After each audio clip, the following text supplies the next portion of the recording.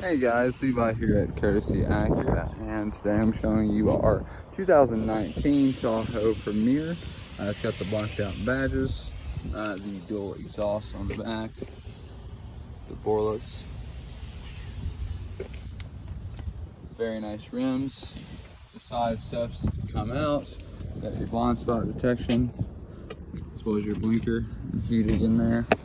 Inside, as you can see, it's very nice. Got your wireless charging pads, wood grain touchscreen from Chevy MyLink. It does come with a nice sunroof, as well as the racks to hold it up. It's all blacked out.